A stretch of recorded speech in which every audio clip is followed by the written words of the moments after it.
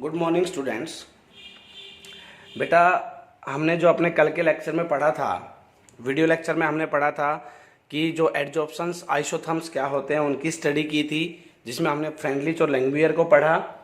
और बेटा, मैंने आपको डाउट सेशन में कैटालाइसिस के नोट्स दिए थे, है ना, जो कि काफ़ी इंपॉर्टेंट टॉपिक है। मैं बता देता हूँ आपको कैटालाइसिस, और जो मैंने 4th चैप्टर में कराया भी था, तो और उसमें थोड़ा बहुत एंजाइम के बारे में भी स्टडी थी उन नोट्स में।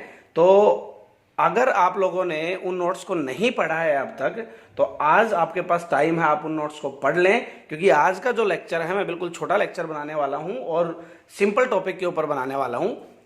तो बेटा, उन नोट्स को पढ़ लें और अच्छे से अपने कॉपी में उनके प्रॉपर नोट्स बना लें। कैटालाइसिस वाले की बात कर रहा हूं मैं। तो बेटा, आज हम जो अपना टॉपिक पढ़ेंगे वो हम अपनी कोलोइडियल स्टेट को स्टार्ट करते हैं, है ना, जिसमें हम कोलोइडियल स्टेट में क्लासिफिकेशन ऑफ कोलोइड्स की, जो इस चैप्टर में वेरी इंपॉर्टेंट है, उसकी स्टडी करेंगे। क्लासिफिकेशन डिफरेंट डिफरेंट टाइप्स पे हम कोलोइड्स का क्लासिफिकेशन करेंगे। बट उससे पहले हम पढ़ते हैं कोलोइडियल सॉल्यूशन, ट्रू सॉल्यूशंस और सस्पेंशन सॉल्यूशंस होते क्या हैं, जो आपने छोटी क्लासों में लाइक 9th में पढ़े होंगे। ट्रू सॉल्यूशंस के बारे में पढ़ा होगा, सस्पेंशंस के बारे में पढ़ा होगा और कोलोइड्स के बारे में पढ़ा होगा। तो हम सबसे पहले अपने ट्रू सॉल्यूशंस को देखते हैं। ट्रू सॉल्यूशंस क्या होते हैं, और we can say molecular solutions क्या होते हैं। ट्रू सॉल्यूशंस का दूसरा नाम क्या होता है बेटा? Molecular solutions. When water soluble substances like NaCl are put into water, they dissolve and a homogeneous solution is obtained. The particle of solute are not visible. Such mixtures are called true solutions. इसने कहा बेटा, true solutions आपके वो solutions होते हैं जब हम किसी वाटर सोल्यूबल सब्सटेंस को, लाइक NaCl, अब बेटा कौन सा सब्सटेंस वाटर सोल्यूबल है कौन सा नहीं है, सोल्यूबिलिटी को चेक करने का मैंने आपको कॉन्सेप्ट, सिंपल कॉन्सेप्ट बताया हुआ है। That is like dissolve like. आपको पता है वाटर पोलर है, तो वाटर में पोलर सब्सटेंसेस ही डिजोल्व होंगे, तो NaCl इसमें डिजोल्व हो सकता है इजीली। और होमोजीनियस मिक्सचर्स या होमोजीनियस सॉल्यूशंस की बात, ये यहाँ पे वर्ड यूज आया है, वर्ड यूज कर रहा है बेटा। जो हमने होमोजीनियस मिक्सचर्स को किस में पढ़ा था? सॉल्यूशन चैप्टर में पढ़ा था, सॉल्यूशन की डेफिनेशन में। होमोजीनियस मिक्सचर्स क्या होते हैं बेटा? जिनमें हम सोल्यूट और सोलवेंट के पार्टिकल्स को डिफरेंशिएट नहीं कर सकते डिजोल्व होने के बाद, या वी कैन से सोल्यूट और सोलवेंट के बीच में बाउंड्री ऑफ सेपरेशन होता ही नहीं है ना, वही होते हैं आपके होमोजीनियस मिक्सचर्स, है ना बेटा। और सॉल्यूशंस क्या होते हैं? होमोजीनियस मिक्सचर्स ही होते हैं। तो ये ट्रू सॉल्यूशंस में कह रहा है बेटा कि जब आपने कोई सोल्यूट उसके अंदर डिजोल्व कर दिया वाटर के अंदर, और वो भी वाटर सोल्यूबल सोल्यूट होना चाहिए, जैसे लाइक NaCl है, वो इस तरह से डिजोल्व हो जाएगा कि आप सोल्यूट के पार्टिकल को आप डिफरेंशिएट कर ही नहीं सकते हो, है ना। The particles of solute are not visible, वो विजिबल होंगे ही नहीं, तो आपका जो सॉल्यूशन होगा उसको हम क्या बोलेंगे? ट्रू सॉल्यूशन बोलेंगे। सस्पेंशन क्या होता है बेटा? If you take muddy river water, है ना, जैसे हमने कोई गंदा नदी का पानी ले लिया और an insoluble substance like calcium sulphate is put into water, या हमने कोई एक ऐसा सब्सटेंस लिया कि जो वाटर में सोल्यूबल नहीं है, उसको हमने क्या किया बेटा? वाटर में डिजोल्व करने की कोशिश की। The particles of the solute are visible, तो वहां पे क्या होगा? वो उसके अंदर डिजोल्व तो होगा नहीं। या मैं बेसिकली एज आपको जनरल एग्जांपल दूं, तो आप रेत डिजोल्व कर दो पानी में, तो ये कह रहा है कि वो जो पार्टिकल होंगे किसके? सोल्यूट के, मतलब जो आपने डिजोल्व किया है उसके, वो विजिबल होंगे even with the necked eyes. हम नॉर्मल आंखों से भी उनको देख सकते हैं बेटा, because the size is large. क्यों देख सकते हैं? क्योंकि जो सोल्यूट के पार्टिकल्स होंगे उनका साइज क्या होगा बेटा? बड़ा होगा। On keeping some time particle settle down, these mixtures are called suspension. और ये कह रहा है कि अगर कुछ टाइम के लिए मैं उसको नॉर्मली छोड़ भी दूं, तो कुछ टाइम के बाद क्या होगा? जो सोल्यूट के पार्टिकल्स है वो नीचे बैठ जाएंगे, है ना। इस टाइप के जो मिक्सचर्स होते हैं उनको हम लोग क्या बोलते हैं बेटा? सस्पेंशन बोलते हैं। एक आप जनरल एग्जांपल यहाँ पे पिक कर सकते हो बेटा, पानी में रेत को डिजोल्व कर दो, है ना, रेत को आप घोलते रहो घोलते रहो घोलते रहो, आपको रेत के पार्टिकल्स अलग से दिखाई देंगे। और आप उसको अगर डिजोल्व करना बंद कर दोगे, थोड़े टाइम के बाद रेत के पार्टिकल्स क्या होंगे बेटा? नीचे बैठ जाएंगे। तो वही आपके क्या होते हैं? सस्पेंशंस होते हैं, है ना बेटा। और जो कोलोइडियल स्टेट होती है ना, is the intermediate state between particles of true solution and particles of suspension. जो कोलोइडियल स्टेट है बेटा, अगर आपको ट्रू और सस्पेंशन समझ में आया है, ट्रू में क्या था? सोल्यूट सोलवेंट को डिफरेंशिएट करना पॉसिबल नहीं था, होमोजेनियस मिक्सचर बन जा रहा था। सस्पेंशन में क्या था? इजीली हम सेपरेट कर सकते थे सोल्यूट और सोलवेंट को डिजोल्व करने के बाद भी, क्योंकि सोल्यूट के पार्टिकल्स का साइज बड़ा था यहाँ पे। तो मैं कह रहा हूं कि ट्रू और सस्पेंशन का बीच का जो आपका स्टेट बच गया, दैट इज कोलोइडियल स्टेट, है ना। तो इसके बारे में हम थोड़ा बहुत देखते हैं। एक साइंटिस्ट आए थे Thomas gram, classified substance into 2 categories on the basis of rate of diffusion, है ना। उसने 2 कैटेगरीज में सब्सटेंस को डिफरेंशिएट किया बेटा on the basis of rate of diffusion. पहला था क्रिस्टलॉइड, ध्यान देना ये 1 नंबर में डेफिनेशन बोर्ड में पूछा हुआ है बेटा। क्रिस्टलॉइड्स क्या होते हैं? They diffuse rapidly into solution, ये सॉल्यूशन में रैपिडली डिफ्यूज होते हैं and can rapidly pass through animal और वेजिटेबल मेम्ब्रेन। और एनिमल और वेजिटेबल मेम्ब्रेन अगर मैं लूँ that are semi permeable membranes, अगर मैं लूँ उनमें से तो ये इजिली पास हो सकते हैं। कौन बेटा? क्रिस्टलॉइड्स। अब एग्जांपल की बात करें तो यूरिया, शुगर, साल्ट, ये सब क्या है आपके क्रिस्टलॉइड्स हैं बेटा, है ना। क्योंकि एक तो ये सॉल्यूशन में जल्दी डिफ्यूज होते हैं, ठीक है, और ये जो आपकी वेजिटेबल मेम्ब्रेन या आपकी जो एनिमल मेम्ब्रेन होती है उनसे क्या करते हैं, इजिली पास भी हो सकते हैं, है ना। कोलोइड्स क्या होते हैं? दे डिफ्यूज वेरी स्लोली, ये सॉल्यूशन में बहुत स्लोली डिफ्यूज होते हैं and can not pass through animal और वेजिटेबल मेम्ब्रेन, और एनिमल और वेजिटेबल मेम्ब्रेन से ये पास भी नहीं कर सकते। एग्जाम्पल आपका स्टार्च हो गया, प्रोटीन्स हो गया। ये स्टार्च और प्रोटीन को यहाँ पे पिक करने की वजह ये है बेटा क्योंकि आपको पता है मैक्रोमोलिक्यूल्स हैं। स्टार्च और प्रोटीन्स क्या है बेटा? मैक्रोमोलिक्यूल्स हैं। तो मैक्रोमोलिक्यूल्स आपके इजिली एनिमल और जो आपकी वेजिटेबल मेम्ब्रेन है उससे पास तो हो भी नहीं सकते हैं।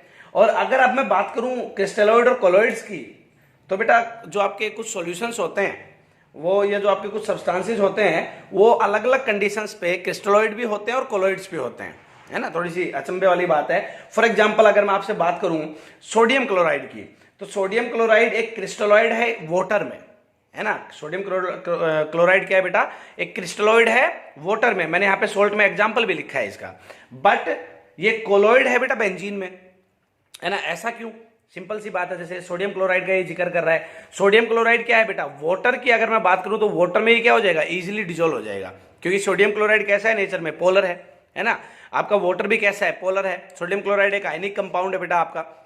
जब मैं इसको वाटर में डिजोल्व करूंगा तो ये इजिली वाटर में डिजोल्व हो जाएगा, है ना। तो इसका मतलब रैपिडली डिजोल्व हो रहा है वाटर में और आपके एनिमल और वेजिटेबल मेम्ब्रेन से भी पास हो जाएगा, क्योंकि ये एक ट्रू सॉल्यूशन बना लेगा, है ना। तो NaCl वाटर में क्या हो गया? क्रिस्टलॉइड हो गया, है ना। लेकिन अगर इसी NaCl को मैं बेंजीन में डिजोल्व करने की कोशिश करूं तो बेंजीन में क्या ये इतने अच्छे से डिजोल्व होगा बेटा? नहीं होगा, है ना। Because polar dissolves in polar and non polar dissolves in non polar, है ना। तो ये क्या है, यहाँ पे इनकी डिफरेंट स्टेट आ गई, एक पोलर है एक नॉन पोलर है, तो इजीली ये डिजोल्व होगा नहीं। अब ये इजीली डिजोल्व अगर नहीं होगा तो जो डेफिनेशन है कोलॉइड्स की उसको एक बार रीड करते हैं दोबारा। They diffuse very slowly in the solution, पहली कंडीशन फॉलो कर रहा है, वेरी स्लोली डिजोल्व होगा और can not pass through animal और वेजिटेबल मेम्ब्रेन। तो NaCl जो है वो वाटर के अंदर तो कैसे बिहेव करेगा? क्रिस्टलॉइड की तरह बिहेव करेगा। और आपका बेंजीन के अंदर कैसे बिहेव करेगा बेटा? आपका कोलॉइड की तरह बिहेव करेगा। तो हम कह सकते हैं कि every substance irrespective of its nature can be crystalloid और कोलॉइड अंडर स्टेबल कंडीशंस, है ना। कोई भी जो सब्सटेंस है वो क्रिस्टलॉइड भी हो सकता है, कोलॉइड भी हो सकता है, डिपेंड करता है कंडीशंस के ऊपर, है ना, कि हम किन कंडीशंस में उनकी स्टडी कर रहे हैं। अब जैसे हम एक और एग्जांपल पिक करते हैं, सोप का एग्जांपल ले लेते हैं। साबुन जो होती है आपकी, अब जो सोप होती है बेटा is a colloidal in water, water में क्या है वो एक कोलॉइड है ना। लेकिन अगर मैं सोप को बेंजीन में डिजोल्व करने की बात करूं, अब सोप क्या है? नॉन पोलर है ना। बेंजीन क्या है? नॉन पोलर है। तो नॉन पोलर अच्छे से डिजोल्व होंगे बेटा, अच्छे से डिजोल्व हो गए मींस रैपिडली डिजोल्व होंगे। तो वो जो सोप है आपका वो बेंजीन में कैसे बिहेव करेगा बेटा? क्रिस्टलॉइड की तरह बिहेव करेगा। और सोप आपका वाटर में कैसे बिहेव करेगा? कोलॉइड की तरह बिहेव करेगा। आई होप आपको ये बात समझ आई होगी कि कोई एक सब्सटेंस क्रिस्टलॉइड और कोलॉइड दोनों की तरह कैसे बिहेव कर सकता है ना। तो हमने true solution, suspension solution, true solution, suspension और आपका जो कोलॉइड होते हैं उनकी थोड़ी थोड़ी स्टडी की है, उनकी डेफिनेशंस को देखा है। अब हम इनकी कुछ प्रॉपर्टी के बेसिस पे इनको डिफरेंशिएट करते हैं बेटा, है ना। जो आपका पहला पॉइंट उठाता हूं मैं इनकी नेचर का, है ना। जो आपकी सस्पेंशन की जो नेचर होती है वो हेट्रोजीनियस होती है। अब ये होमोजीनियस नेचर क्या होती है, हेट्रोजीनियस नेचर क्या होती है, ये तो आप सबको पता ही होगा क्योंकि बिल्कुल बेसिक सी चीज़ है बेटा। और ये भी नहीं पता तो फिर आपको पता ही है। तो बेटा नेचर में अगर मैं इनका डिस्कशन करूं तो सस्पेंशन क्या है? हेट्रोजीनियस है। कोलॉइड्स क्या है? हेट्रोजीनियस है। और ट्रू क्या है बेटा? होमोजीनियस है। मैं कई बार बता चुका हूं होमो क्या होते हैं, हेट्रो क्या होते हैं। मिक्सचर बनने के बाद अगर आप सोल्यूट और सोलवेंट को इजीली डिफरेंशिएट कर सकते हो तो वो क्या होंगे, हेट्रोजीनियस मिक्सचर्स होते हैं। और सॉल्यूट और सॉल्वेंट को सॉरी बेटा, सॉल्यूट और सॉल्वेंट को अगर हम इजीली डिफरेंशिएट नहीं कर सकते हैं तो वो आपके होमोजीनियस मिक्सचर्स होंगे। तो नेचर के बेसिस पे सस्पेंशन और कोलॉइड्स क्या हो गए, हेट्रोजीनियस हो गए। ट्रू क्या हो गया बेटा, होमोजीनियस हो गया। अगर मैं इनके पार्टिकल साइज की बात करूं तो सस्पेंशन का जो पार्टिकल साइज होता है बेटा वो क्या होता है आपका, लेस देन 10⁻⁻⁷ मीटर, है ना। क्या हो गया, इनका जो पार्टिकल साइज हो गया बेटा वो 10⁻⁷ मीटर के रेंज में होता है। कोलॉइड्स का होता है बेटा 10⁻⁹ मीटर और 10⁻⁷ मीटर के बीच में।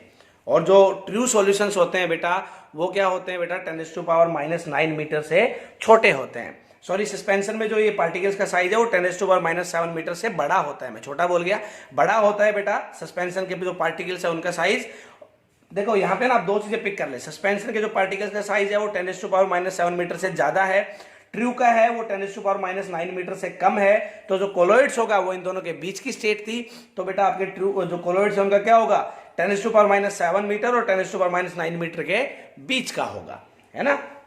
उसके बाद बेटा सेटलिंग ऑफ पार्टिकल्स, इनको डिजोल्व करने के बाद पार्टिकल्स कैसे सेटल डाउन होते हैं, अगर मैं उसकी बात करूं बेटा तो सस्पेंशन के जो पार्टिकल्स हैं सेटल अंडर ग्रेविटी, है ना, ग्रेविटी के अंडर या इजीली सेटल हो जाते हैं, है ना।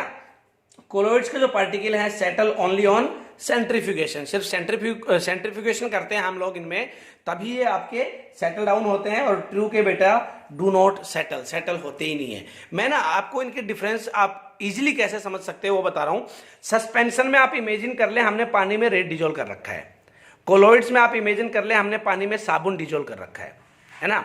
और ट्रू में आप इमेजिन कर ले बेटा हमने पानी में चीनी डिजोल्व कर रखी है। आप इजीली समझ जाओगे, है ना।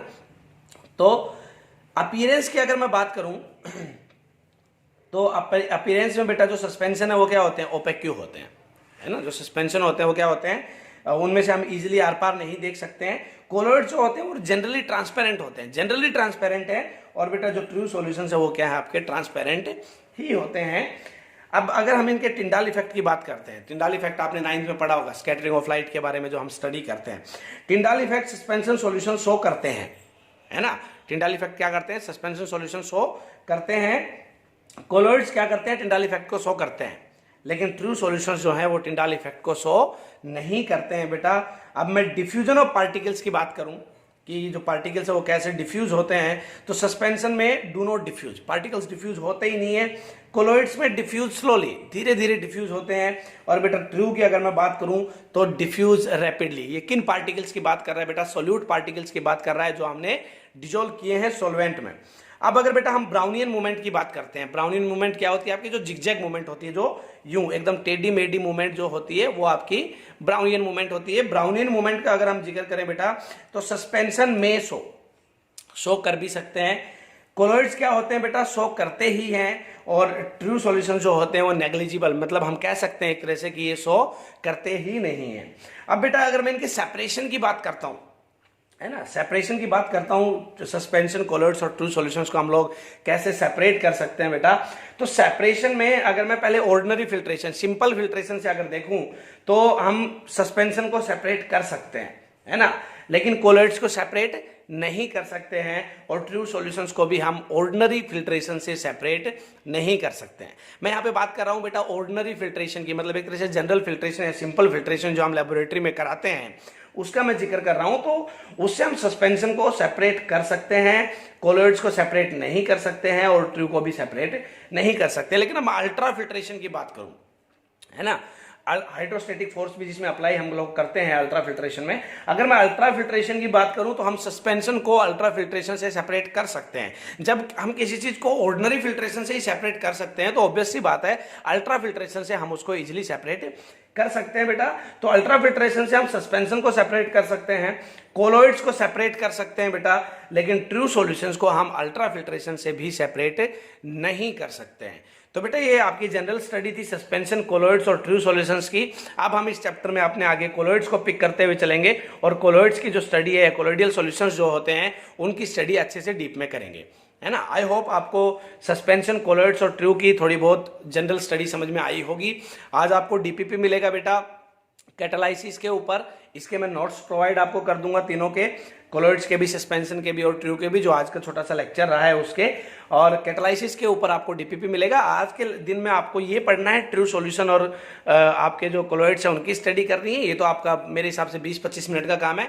लेकिन मैं फिर रिपीट कर रहा हूँ, आज का लेक्चर छोटा बनाने की वजह ये भी है कि आपको ज़्यादा फोकस कैटालाइसिस के ऊपर करना है। कैटालाइसिस में कोई टर्म समझ में आपको नहीं आ रही हो, कोई डेफिनेशन समझ में नहीं आ रही हो, कोई वर्ड समझ में नहीं आ रहा हो, आप मुझे मैसेज कर सकते हैं, मेरे से पूछ सकते हैं, कॉल कर सकते हैं, आप एकदम फ्री हैं पूछने के लिए। बट कैटालाइसिस आपको अच्छे से पढ़ना है और उसके अच्छे से नोट्स बनाने हैं। आई होप आप सारे बच्चे नोट्स तो अच्छे से अपनी कॉपी में हर चैप्टर के बनाते चल ही रहे होगे, है ना बेटा। Thank you.